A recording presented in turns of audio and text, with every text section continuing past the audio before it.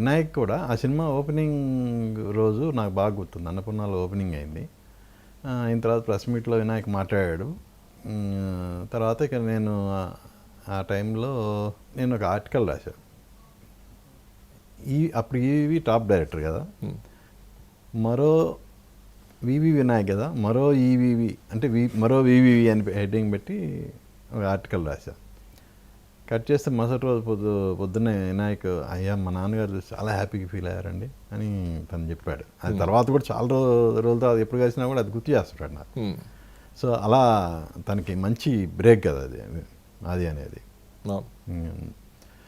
So అది block buster. తర్వాత మళ్ళా వాళ్ళ అబ్బాయితో అయిపోయింది బాబాయ్, ఎమ్మటే చెన్నకేశ్వరరెడ్డి, ఎమ్మటే వినాయక్తో ఎమ్మటే Chennakeswara Reddy. So Chennakeswara Reddy dual role, అది సూపర్ హిట్, సంచలనం సినిమా. అవును, బ్లాక్ బస్టర్ హిట్ లాంటి కానీ రెవెన్యూ ఒక సంచలనమైన సినిమా. ఆ తర్వాత మళ్ళా లక్ష్మీ నరసింహ, మధ్యలో కళ్యాణ్ రాముడు. సో మన ఎస్పీ ఎంటర్టైన్మెంట్స్ వేణుతోడు కలిసి కళ్యాణ్ రాముడు. In continuation Lakshmi Narasimha, Lakshmi continuation autograph.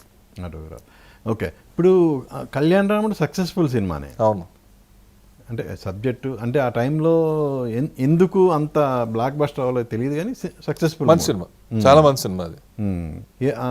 ఆ సినిమా ఎక్స్పీరియన్స్ ఏంటి? ఆ సినిమా యాక్చువల్గా సురేష్ బాబు నేను చెన్నైలో సినిమా చూసాం. అది చూసిన సురేష్ బాబు వెంకటేష్ బాబుతో చేద్దామని అన్నాడు.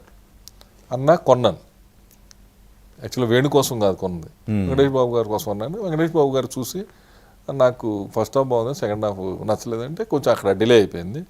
సో ఆ ప్రాజెక్టు ఇలా సెట్ అయింది. ఓకే, ఎస్పీ ఎంటర్టైన్మెంట్స్లో శ్యామ్ ప్రసాద్ నేను కలిసి చేసాం ఆ cinema. Okay, so Lakshmi Narasimha Swamy remake, ఆ సినిమా కూడా నిజంగా రన్నింగ్లో కానీ చాలా, అది చాలా పెద్ద హిట్, రన్ వచ్చింది అన్ని రకాలుగా. అది చాలా ఫైట్ చేసాం. తెలుగులో తమిళ్లో లేని అన్ని కొన్ని యాడ్ చేసాం. తమిళ సాంగ్ వాడకుండా యాస్టీస్ తెలుగులో కొత్త సాంగ్స్ చేసాం. సో ఆ టైంలో మంచి బ్లాక్ బస్టర్ ఇచ్చింది. Okay, next